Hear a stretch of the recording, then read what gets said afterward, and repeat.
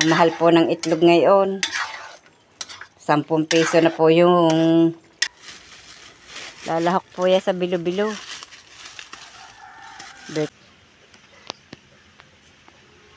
I-charge na ng aking cellphone.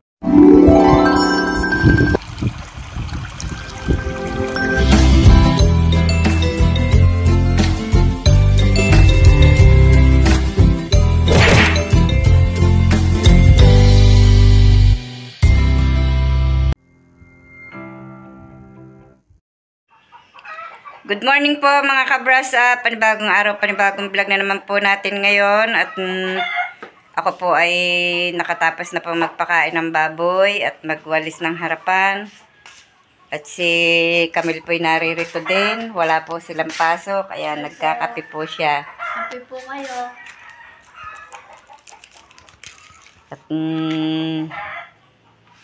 ako po naman ay mag-iisip po ngayon ng mga gawain at solo ko na naman po ang trabaho at si Tatay Roman po ay umalis. Nagpunta po siya ng Cavite, doon po sa 13 at doon na po siya may trabaho kasama po ni Alvin. Doon po sa aming kumpare.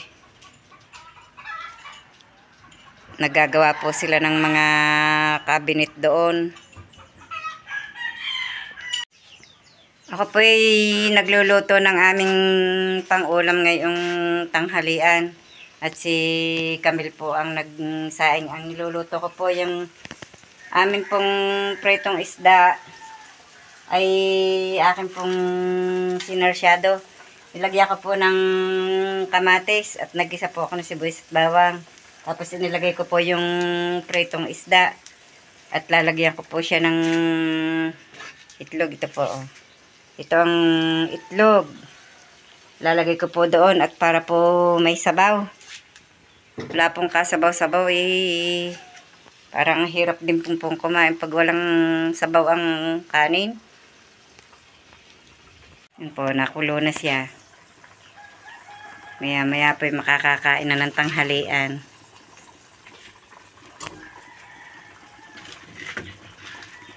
Pinakukuluan po tapos titikman ko po muna kung may lasa na kaya itong aking nilulutong ito.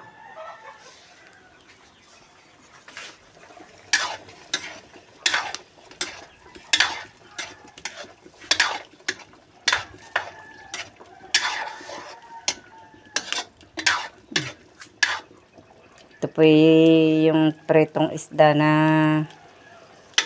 ito po binili ko noong Sabado. Ang isda po ito, prinito ko. Hanggang ngayon po meron pa. Ginawa ko po yan.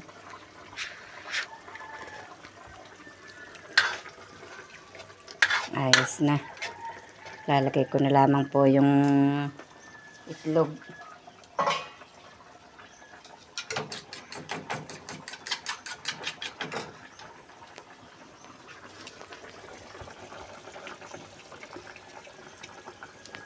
Ang itlog po yan itlog po ng aming manok na Tagalog. Ang mahal po ng itlog ngayon.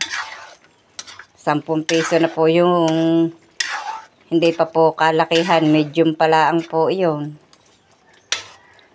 Ang malaki po 12. Yung pong large kung tawagin.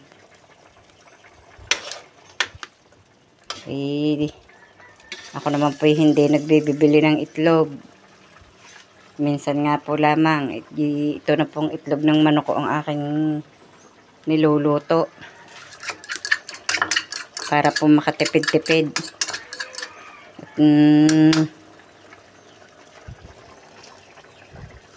Kailangan pong hindi magtipid. Mahirap pong kumita ng pera.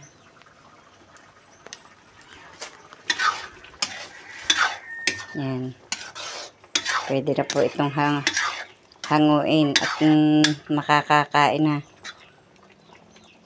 Tatawagan ko po yung mag-iina ni Robilyn at para po ako may kasabay ng pagkain. At wala nga po si Tatay Roman, nasa Cavite na. Nandun po siya sa 13, sa Barangay Concho po kung tawagin.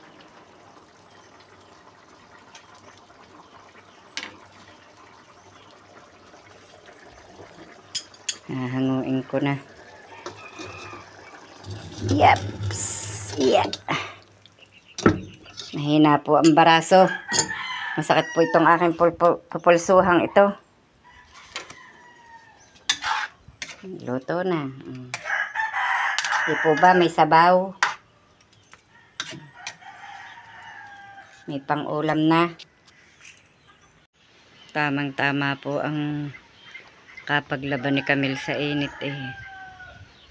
Madami-dami din pong nilabhan si Camille. Si Concho nga po pala itinali ko. At dahil nang ipinatutupad po dito ngayon na ang mga aso po ay itali ng lahat. Bawal po ang mga alpas ang aso. Kaya po si Concho itinali ko na. At baka po biglang magbisita yung mga ano makita po yung alpas ang mga aso. Ito lamang po ang hindi ko pa naitali si Chucky dahil nang nagpapabili pa nga po ako ng kadena at itatali nga din po yan. At ako nga po pala pupunta muna din sa kubo. May sinasabi po sir. Ako nga pala hindi nakapagdilig ng halaman. Ay sa init na ito eh. Ang mga halaman ikuan. Dapat po ako'y araw-araw nakakapagdilig ng halaman at dahil ng sa sobra po ng init ay ang daling matuyo po ng lupa ng halaman. Iba-iba po itong mga nakakanlong na ito at hindi po masyado nagdadamdam sa init. Iyon pong lawad. Yan, may bulaklak po at bunga ang aking ginseng. Nakabuka na po aring bulaklak na aray. Ganda. Kulay dilaw. Meron pong aray, bubuka pa. Yan. Maliit pa.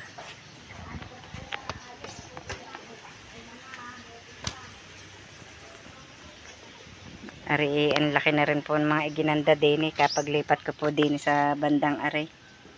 Din ko po inilagay. Hile-hilera.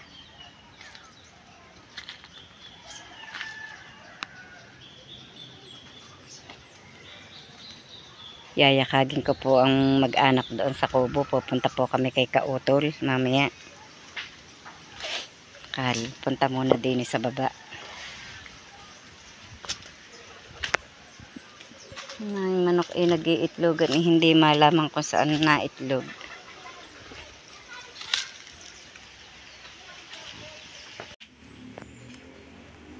May hinog na po ulit yung papayang yun sa baba. Ikakukuha ko lang doon ng hinog.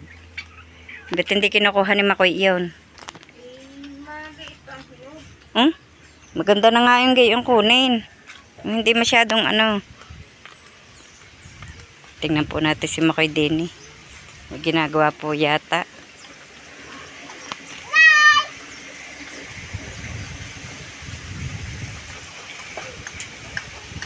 Niya, pinapamo po yan mo. Kaya dapat aring kuang ari hindi alsain. Sangga din di yan. Ang taywanak na yan. Lambok. Ayun, may buko oh. Nagpapamopoy po si Makoy din eh. Pinabakura na po ang kanyang lupain. Baka daw po may makapasok na outsider. Sarap ng hangin ah. Yun po ang nilinisan ni Tatay Roman ah. Tatamnan po yan ng luya. Lilinisan din yan lahat. Tatamnan po ng mga sari-saring pananim. Maghahanap po ng pananim at kawan.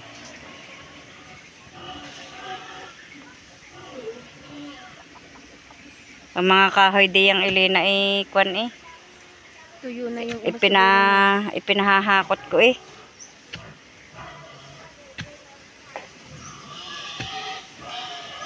Ganang pag nagtag-ulan para nakuha ng lahat sa bahay ang kahoy. Naipon na.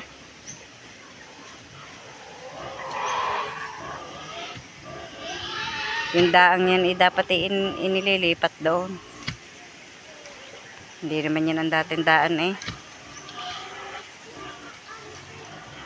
Di, yung daanan na ng ano. Ayo, sa bandang iyon. Sa may tambak na yan. Hindi mo binubutasan muna. Nasaan gang yung pambutas? Digin, dala doon. Sana Eh, maghuhukay doon. Ay iniwanan. Tsaka nanguhan ng kakawating yan.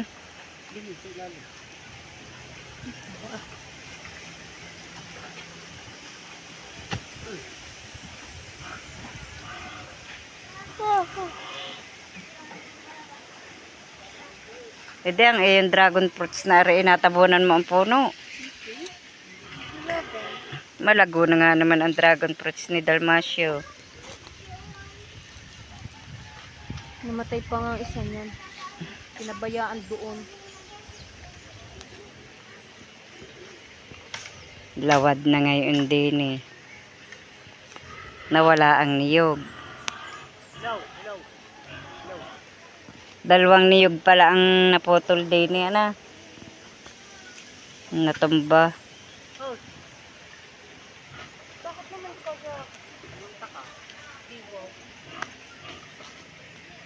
Lumawad ngayon din kitang kita.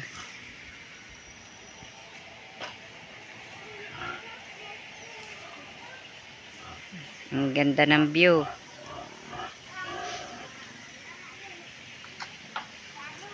Ang ganda ng view.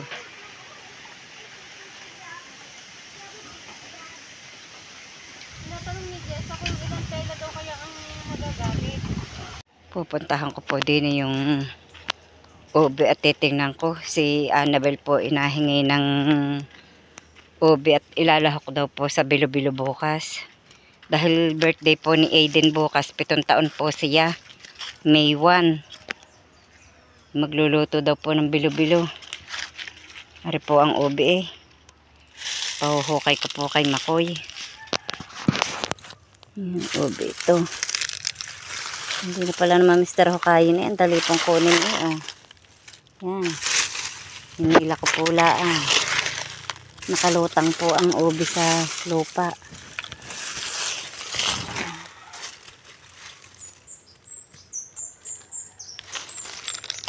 Ito po itatanim pa po ulit namin para po dumami.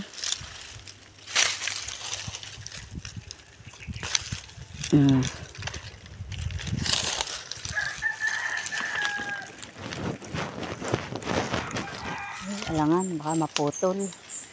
Sayang. Wala. Wala. Ang gulok mo?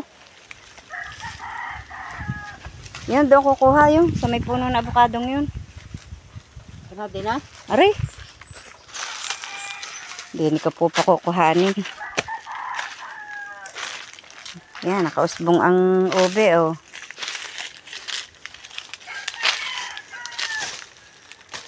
Sumasama na po dito, may gabi. Ito may laman na. Ito yun ang dahon. Dapat taktak. Mahirap yung hukayin.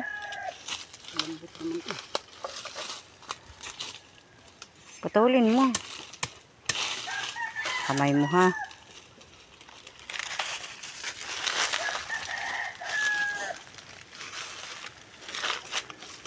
Uga-uga at mahihila.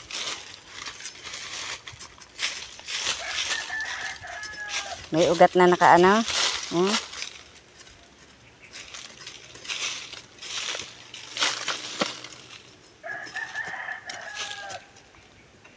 Ilang dampas.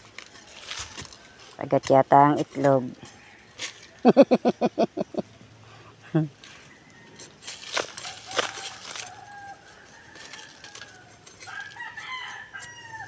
Nagluluno na ang ang ube. Kung dinala mo ang taktak, ay di maalwan.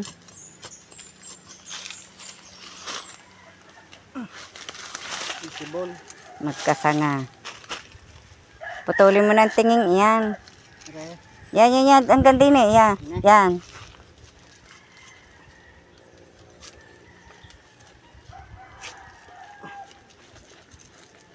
Lagay mo muna doon sa isang tabi. At yan eh, pagkakay...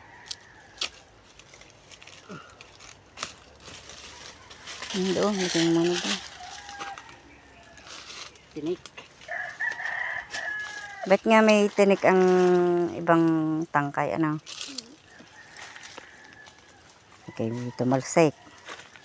Tanggalin mo ng iba. Nakakabit yata dyan. Yan.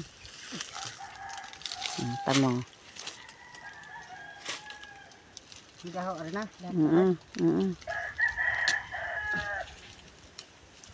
Tama na siguro yan. Dami na yan ah.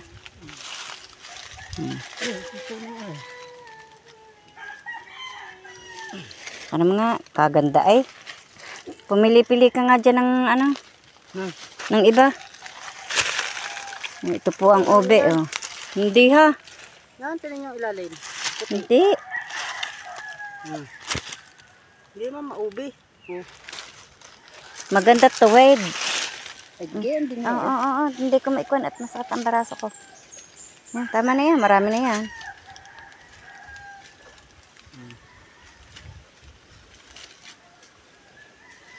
Yan ano yan. Ubi pa rin yun. Yan. Ubi pa rin yan. Oo. Ang laki ng... Dami. Ang laki ng laman ng ubi, oh. Dami. Ang isang punuan pala, iba ka hindi ba 20 kilos, ano? So, dami. Yun pa. Tama yun.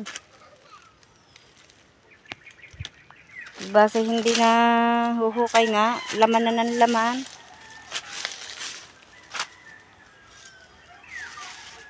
Patayo. Lalahok po yan sa bilo-bilo. Birthday bukas ano bang kayang lulutuin bukas ng mga yan? Birthday ni Aiden, 7 taon. Yung pong anak ni Aris. Nasaan gulok mo? Aka na takong dadala. Kaya mo, baka mahalit yung plastic na yan.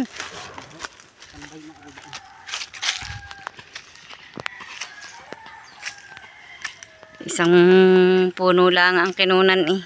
Saglit lang. Palibasay sa dami ng laman. Laki. Ang sarap manguha ng kalamyas. Ang dami ng bunga. Kung nakakasigurado lamang na hindi pa po uulan, ay ang sarap nitong panguhanin.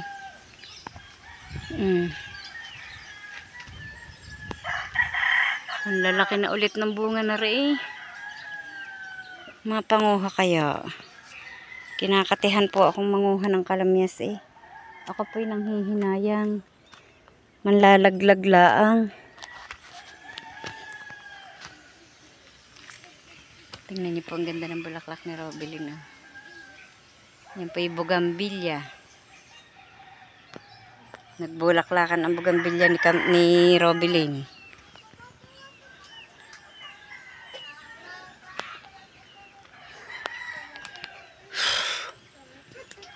Iinit. Sa initan, inilagay.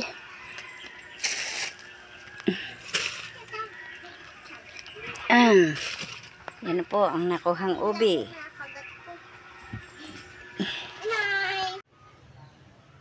Niintay ko po sina Robilin at kami po ipupunta doon sa Kubo. Kami po mangungumusta kay Kaotol at dumating na daw po siya kanina. Nag-chat po sa akin. Kaya po aming pupuntahan. At siguro po walang kasama doon. Naiinip din naman siguro na walang kausap. Kaya po aming bibisitahin doon sa Kubo. Nintay ko po lamang po ang mag-anak. Yan na po ang mag-anak. Naririto na kami po pupunta na sa Kubo. Kasama po si Halipotpot. Lakad kayo. Iwan po si Camille dito sa bahay. Tulog eh.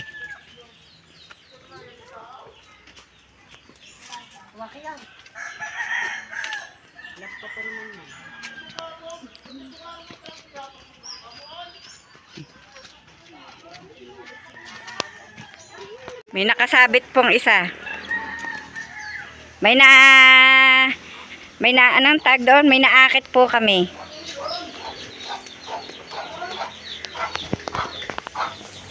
Hindi pa rin na anak.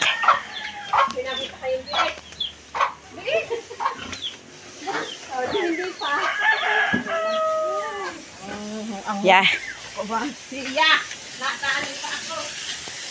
May ganyan nakalaki ang biis niya, yung anak ni Luwa. Yung pinakamaliit na yan.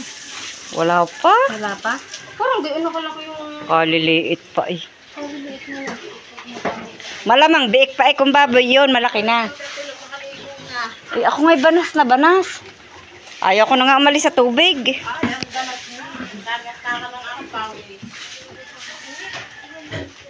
Ang dami pong mababoy po ang tao din eh. Yan lang, oh. Mainit nga, kaya babasain ko. Ay, ako na may nakaligo na. Huwag mo na naman akong bosan. Mistisa po ang mga baboy. Mga mistisa ang baboy. Ay, aray. Yan ang palagay sa ano ah. Oo, nangingay nga ng... Doon sa, kuha ng pangalan doon. Ano, ng... Yung pag-aerodela. Ano yung maganda kaya siguro hindi nilalamog dito. Ari po, ang dami ng oregano. Inyo yan. Oo. Kala ko doon Hindi kay... ha, tinatabas nga kung di ko nga sinaway noon. Ba't ka tinatabas mo wala naman na Daming oregano. yung tinabas. Baka po gusto niyo oregano, meron po din eh. Namatay din at Ako'y magtatanim din yan. Ako'y nagtatanim, hindi ko mabuhay.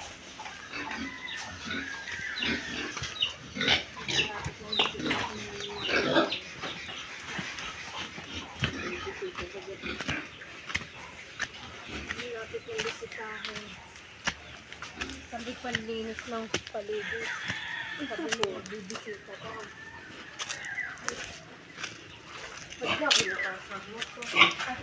Oh, nagsisi pa po ang aming naakit. Oo, wala man akong gagawin na din. Eh, sino bang mayroon? Kami na may uungkot din laang. Gagalalaang. Wow. Mangingitim po ako. Ay, kabayo.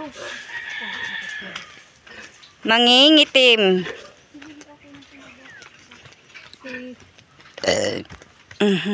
Sarap ang ulam ni Ate Marilo. Galing bayan ng mga iyon. Oo, hindi ko din ako. Kay Ate Dili. Hindi ka ba bumili ng isda sa bayan? Wala mo ako ibibili. Oy. Tawarin. Kahit na, tubig. Ako nagbili na. Kung sinabi mo sa akin. Anong sasakyan nyo? Tricycle. Ay, kailan ang schedule ng ultrasound ni ano?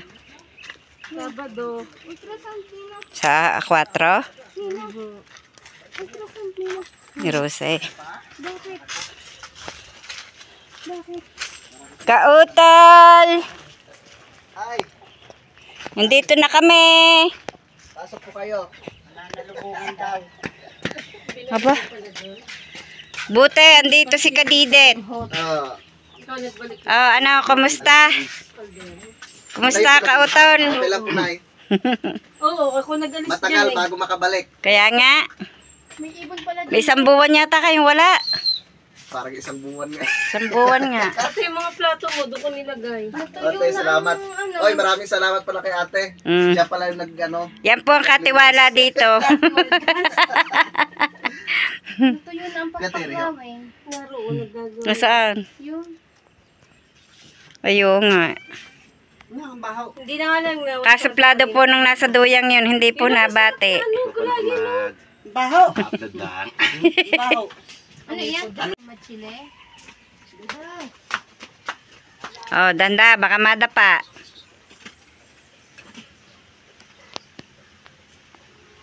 I-charge na ng aking cellphone.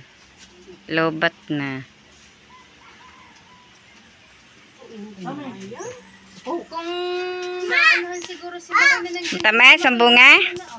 Maraming hinog. Isa nga ho. Kamatsili. Isa. Oo, masarap yan. ko naman taong ano. Wala niyan doon sa ano. frutas. Taga Manila ka ba? Wala niyan sa Wala kasi Laguna. niya sa amin eh. Kaya nga ba Laguna? Laguna ka? Carmona. Diba? Carmona. Sa bundok ka din. Carmona. Wala kang kamas. Taga dito ka na rin walaan. Masarap ano Wala. yung Wala matamis. akong nakikita itong kamatsili. Hindi kasi ako na naman. May kamatsili. Pero yung ano, yung lutong lang. Ayun pa, oh. Wala bang bunga yon? Makaw, yun. Hindi kasi ako Yung ilalim na yun. Ano, ang taas naman ah. Tikman mo. Din eh, sa kabilang aray. Doon, meron. Din eh, sa may likod ng kubo. Barangay 12. Madami ditong puno ng kamatsili. Ayan, oh, ang lalaki ng puno. Di bangkal na. Eh, Ito pa. bangkal na yun. Baka huli lang rin yun. Ayan pa. Punta ng Dagilan yun. Huli lang ang imbo. Ang lalaki ng puno ng kamatsili. Oh, wala na yung mga tuyo. Kaya nga, naliyas lang yung sigurong isang iyon. Tuyo na mga bunga. Pero may mga bulaklak pa. Ang laki ng buwig ng saba.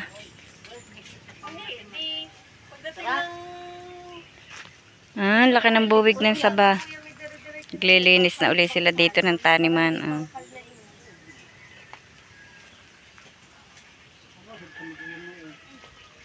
Langgaman. Ako po'y kararating lamang galing po sa doon po sa aming pong kapitan at ako po ay nagbayad po ng aming tubig at ngayon po hindi po pwedeng matagal po ang utang sa tubig kaya po kami nagbayad po na ngayon. At doon po sa mga viewers na nagpapa-shoutout, shoutout po kay Gio Escobar at kay Hermie Manalo. Maraming salamat po sa patuloy niyong pagsuporta at mag-iingat po kayong palagi. At sana po ibigyan kayo ng Panginoong Diyos ng tibay at lakas ng pangangatawan. At sa lahat po ng aming viewers, shoutout po sa inyong lahat. Magandang hapon mga ka-browse-up. Maraming salamat po sa patuloy niyo pagsubaybay hanggang sa dulo ng aming vlog. At saan man kayo naroroon, mag-iingat po kayong palagi. Bye-bye and God bless.